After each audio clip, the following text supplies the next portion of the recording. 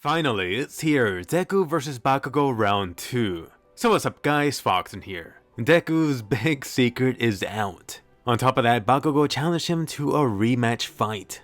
From the previous episode, I saw so many of you thinking, oh, they're not going to fight. Aizawa, All Might, the President, villains, someone is going to interrupt them midway.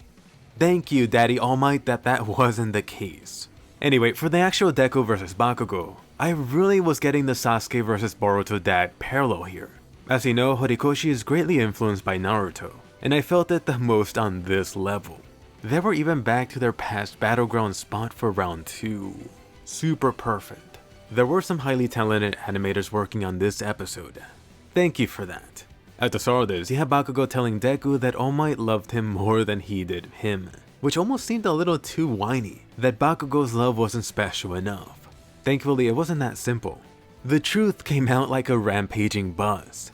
Bakugo for a while had been thinking that he ended All Might. In other words, that Bakugo was the one responsible for All Might's early retirement, which was due to him getting captured.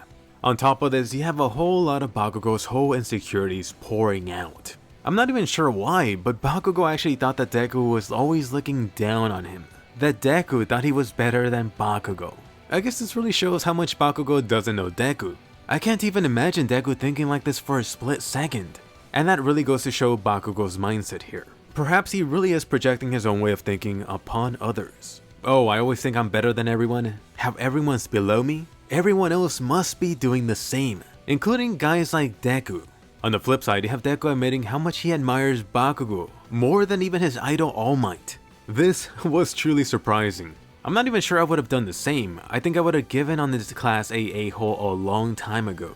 Why even stick around someone who was such a dick when there's so many other amazing individuals and people that support you around you?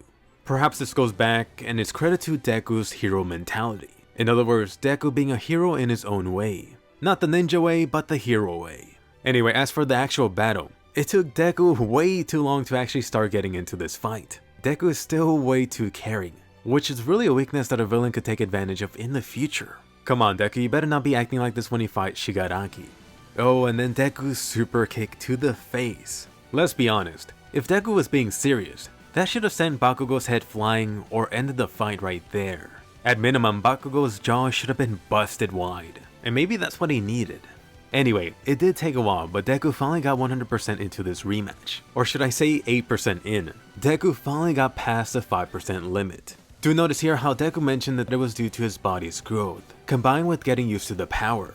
You had Deku even switching up his shoot style to catch Bakugo off guard. And then he got another face smash in.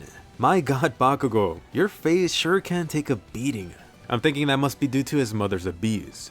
However, in the end, Deku is still lacking experience. Bakugo for the win with that slam. Deku may have the stronger quirk, but Bakugo is still far quicker with his reaction during actual combat. Surprisingly, the ending of this battle had a clear winner, Bakugo.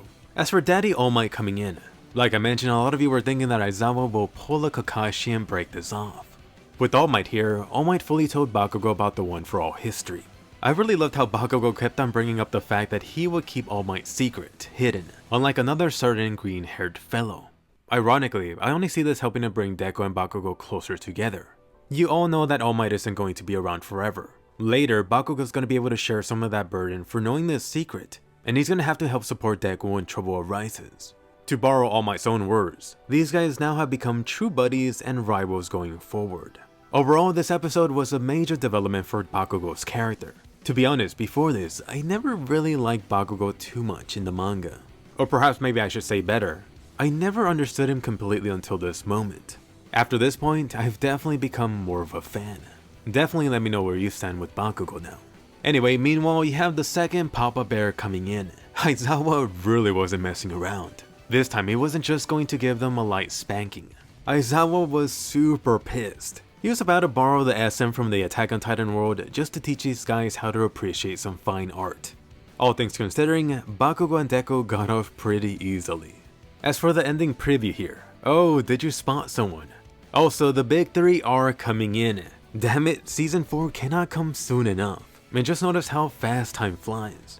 I think you only got one more episode, or was it 2? Someone let me know down below. Anyway, more important, let me hear from you. Question of the day. What are your thoughts on Deku and especially Bakugo now? Was their battle emotional enough? Was there enough action? Did anyone else get the Naruto vs Sasuke vibe from it? And do you see these two getting closer after this toss-up? Anyway, be sure to choice smash that thumbs up and subscribe. If you're new to the channel, you can watch 5+ anime videos here every week. For My Hero Academia, that includes the manga and season 3 coverage. By the way, did you hear? SAO season 3 has been confirmed for 50 episodes. Definitely check my video for info. I will have a video later from the world premiere, so subscribe and I'll see you guys later.